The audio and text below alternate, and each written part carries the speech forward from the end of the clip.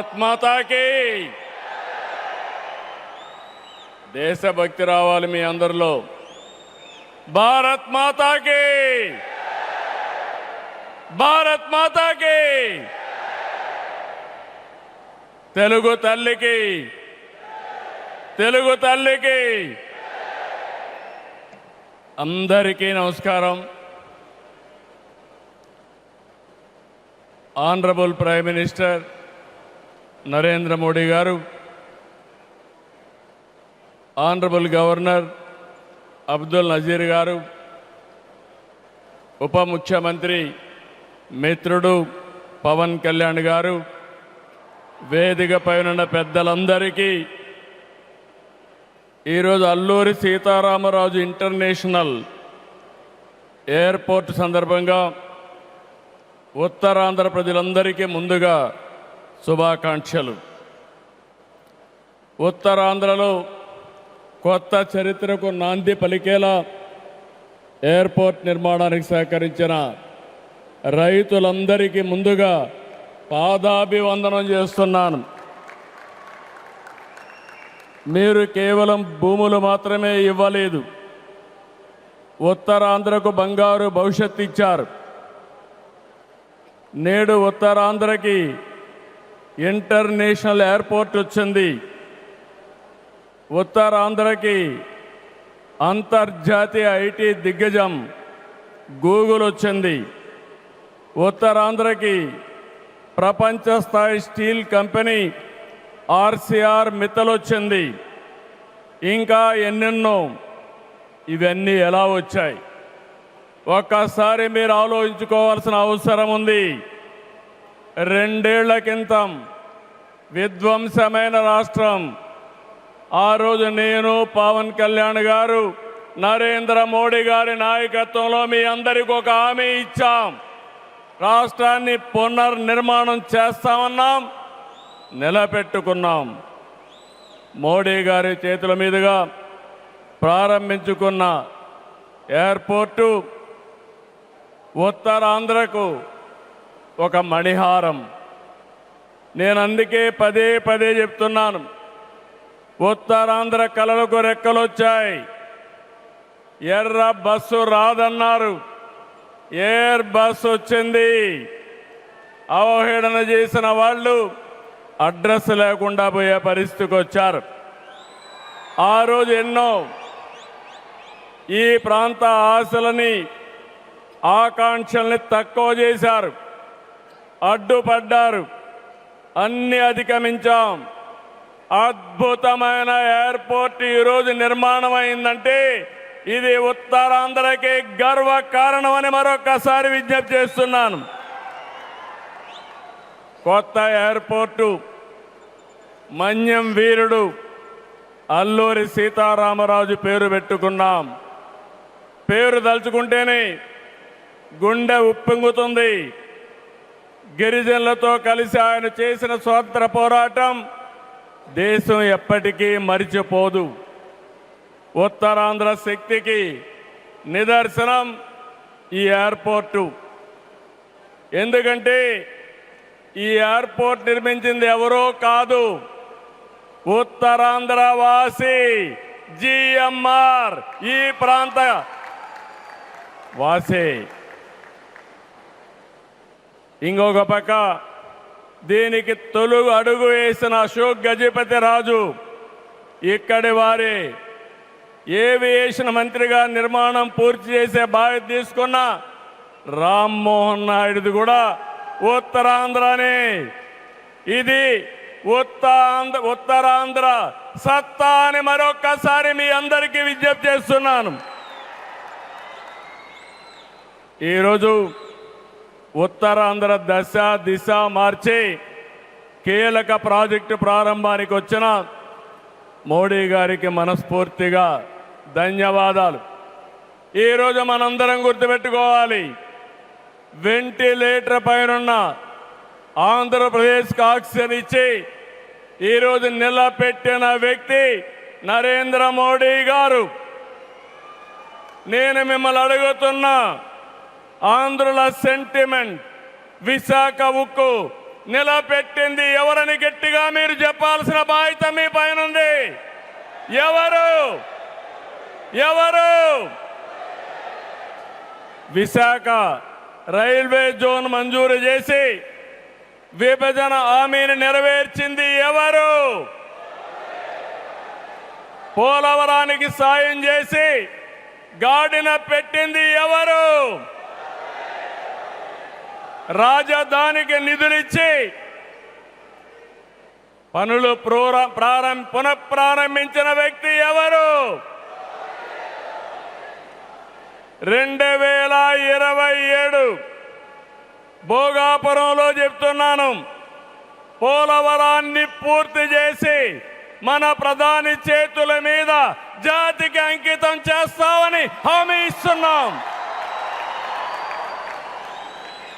2028 అమరావతి మొదటి దశ పనులన్నీ పూర్తి చేసి మన ప్రధానమంత్రి నరేంద్ర మోడీ గారి చేతుల మీదుగా ప్రారంభిస్తామని మీ అందరికీ హామీ ఇస్తున్నాను. దీనికి మనందరం థ్యాంక్స్ చెప్పాలనా లేదా అని అడుగుతున్నా. చెప్పాలనా లేదా అని అడుగుతున్నా. థ్యాంక్ యూ, థ్యాంక్ యూ, ధన్యవాదాలు, ధన్యవాదాలు.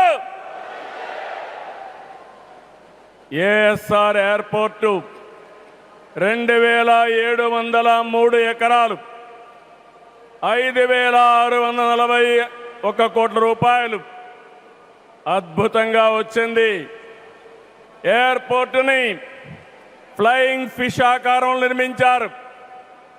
మన తీర ప్రాంతాన్ని ఇది గుర్తు చేస్తుంది. అటు సముద్రం, ఇటు పచ్చని కొండల మధ్య విమాన ప్రయాణమే కొత్త అనుభూతిని తీసుకొస్తుంది. నేను చాలా విమానాశ్రయాలు చూశాను, కానీ భోగాపురం ఒక ప్రత్యేకమైన ఎయిర్పోర్ట్ అని మరొకసారి మీకు విజ్ఞప్తి చేస్తున్నా. ఎయిర్పోర్ట్లో అడుగడుగున తెలుగు కళలు, సంస్కృతి కనిపిస్తున్నాయి. తెలుగు ముగ్గులు, ఏటి కొప్పాక బొమ్మలు, కూచిపూడి నృత్యం, తోలు బొమ్మలాట, బొబ్బలి వీణ, నాదస్వరం, లేపాక్ష నంది వంటివి ప్రతిబింబించేలాగా తీర్చిదిద్దారు. విశాఖ నుంచి భోగాపురాన్ని నిర్మించే బీచ్ కారిడారు ప్రకృతి అందాలతో మరింత ఆకర్షణ తెస్తుంది. గ్లోబల్ ఏరోస్పేస్ ఏవియేషన్ హబ్కి GMR Manasa aviation university, ASIP semiconductor ప్రాజెక్టుకు శంకుస్థాపన చేసుకున్నాం. జిఎంఆర్ విఎఫ్ స్కిల్ డెవలప్మెంట్ సెంటర్కి ప్రారంభించుకున్నాం. శంషాబాద్ ఎయిర్పోర్టుతో తెలంగాణ దశ దిశ మారింది. భోగాపురం ఎయిర్పోర్టుతో ఉత్తరాంధ్ర దశ దిశ మారుతుంది. రెండు 2015లో ఆనాడు ప్రధానమంత్రిగా ఉన్న నరేంద్ర మోడీ గారి నాయకత్వంలో ప్రకటన చేశాం. 19లో అనుమతులు తెచ్చి శంకుస్థాపన చేశాం.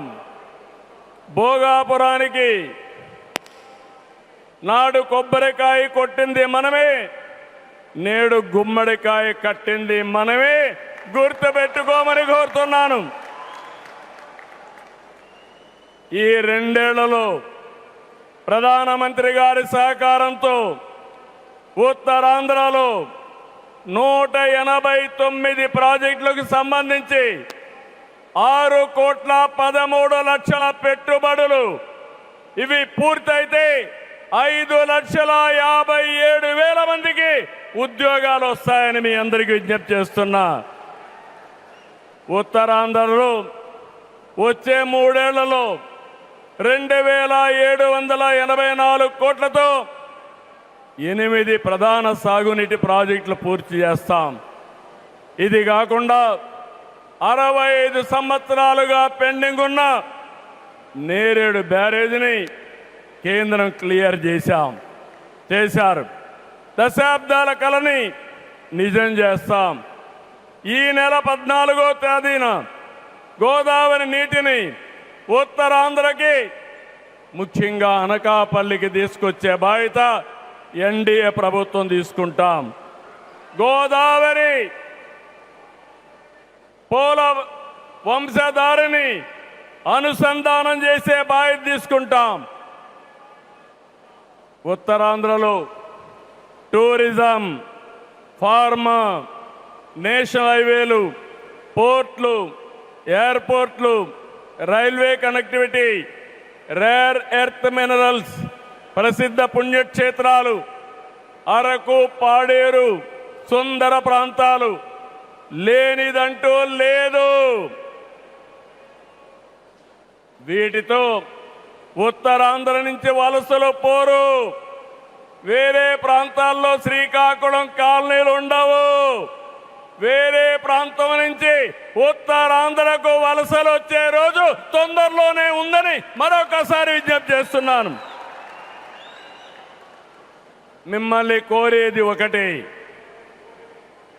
ప్రతి వ్యక్తికి అవసరమైన అవకాశాలు కల్పిస్తున్నాం. వాటిని అందిపుచ్చుకోండి. మీ జీవితాలకి మార్చుకుంటూనే సమాజం కోసం, ఈ ప్రాంతం కోసం పనిచేయాల్సిందిగా మిమ్మల్ని అందరినీ కోరుతున్నా. ఈ సందర్భంలో నేను ఒక్క విషయం మీ అందరికి గుర్తు చేయాలి. ఇప్పుడే పవన్ కళ్యాణ్ గారు కూడా ఆవేదన గుర్తు చేశారు. We are in inspiring time. PM Saab, Modi Saab, I am telling you with my heart. We are in inspiring time. The world has moved from IT to AI. The right knowledge is available. The right technology is maturing. But we need leaders to deliver. Democratic countries everywhere are facing crisis, searching for new leaders.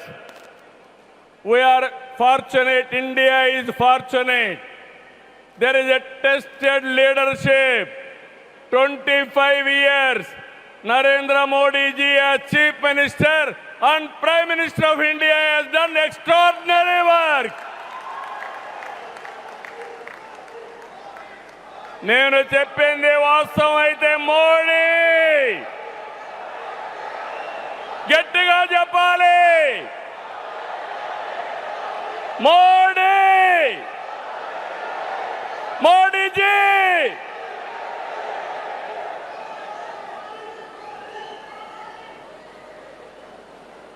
He is the only one leader in the democratic world with the knowledge, the technology and the ability to carry 144 crore people and make this nation forward. For the last 12 years, all of us have to compare tremendous track record, digital public infrastructure. Today I can say proudly, world largest transactions, digital transactions are happening not in America, not in China, but in India. That is the credit Narendra Modi ji has done. Financial inclusion, Jan Dhan. Yes, Modi. Louder. Second, financial inclusion. Ordinary man, JAM. It is a historical moment. Without corruption, any benefit, he is going to the last mile, that is DBT. Nowhere in the world, in India it has been established. Infrastructure, You have seen Bhogapuram. Like this, so many airports. National highways, I can say proudly, nowhere in the world our national highways can beat. Railways, yesterday, high-speed trains are coming. And also, green hydrogen train has come in India. First time, that is what Narendra Modi ji. Ports, metros, green energy. Nobody dreamt 500 gigawatts of green energy. Surya Ghar. And also, he promoted green energy like anything. GST is a breakthrough reform. Welfare, every poor person house, Ayushman Bharat, LPG, JJM, through JJM, every home he wanted to give tap water. GDP, wealth creation, from 11th place, he brought it to 4th place. That is the pride. National defense and also security. There is no Naxalism, no terrorism. Under his leadership, we are all safe. Foreign policy, one of the best foreign policy. Every country is shocked to hear that. Space, science, technology.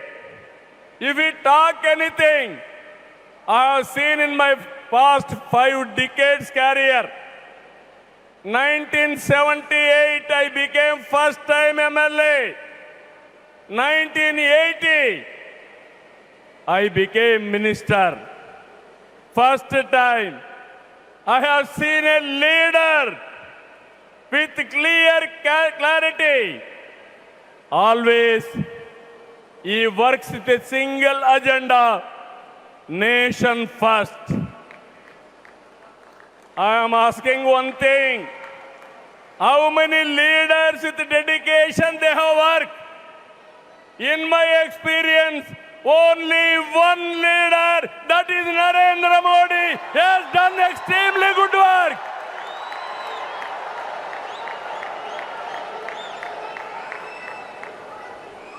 He is having a clarity. Vikasit Bharat 2047. There are external factors. Somewhere, in India, there is a problem of LPG. This year, environmental imbalance, rainfall deficiency. With all these things, he is able to manage very effectively with less suffering. He is the leader, I am telling you. India is going to become 2047 #1 country in the world. It is possible with Narendra Modi ji. Always I am saying one thing. Right man, right time, right place is the blessing. Nation is blessed with his leadership. I am appealing entire nation. You have to think only one thing. Without Narendra Modi ji, we cannot imagine 2047. He is the tallest leader in the world. If we go to any country, everybody is respecting. That is the pride he brought for the nation. hands off to him. All of us has to stand with him. గట్టిగా లేచి నిలబడుకొని సంఘీభావాన్ని తెలియజేయండి.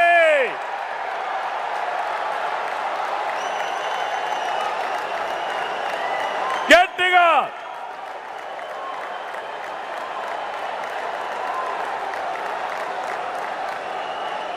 It is our responsibility, our commitment for the nation. Nation first, persons next. So I am very happy.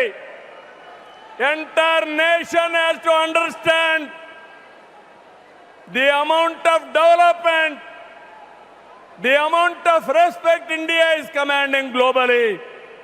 Only one man is leading, one leader is leading. That leader is Narendra Modi ji. We have to protect his leadership. All of us have to talk about it. Those who are criticizing him, they have to understand what they have contributed for this nation. He has done for the last 25 years extraordinary work. So with this, భారతదేశాన్ని number 1గా నిలబెట్టే శక్తి నరేంద్ర మోడీ గారికి ఉంది. తెలుగు జాతి చరిత్ర సృష్టించే శక్తి మనకుంది. అల్లూరి సీతారామరావు స్ఫూర్తితో ఐక్యంగా అడుగేద్దాం. అటు కేంద్రం ఇటు రాష్ట్రం కలిసి ముందుకెళ్దాం. తెలుగు జాతిని నెంబర్ 1గా చేసుకోవాలని మరొక్కసారి మీ అందరికీ విజ్ఞప్తి చేస్తూ, ఉత్తరాంధ్ర మళ్ళీ చెప్తున్నా, ఇంక మీరు పేద అరుపులు అరవడానికి లేదు.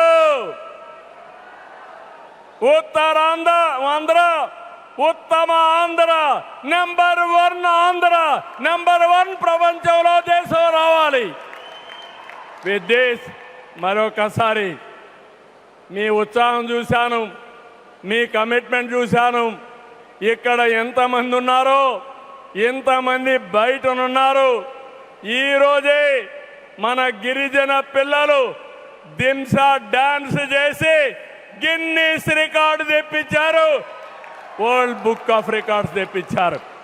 వాళ్ళందరినీ అభినందిస్తూ మనస్ఫూర్తిగా ఈ కార్యక్రమాన్ని జయప్రదం చేసిన మిమ్మల్ని అందరినీ అభినందిస్తూ ధన్యవాదాలు తెలియజేసుకుంటూ సెలవు తీసుకుంటున్నాను. జై భారత్, జై తెలుగు తల్లి, జై హింద్.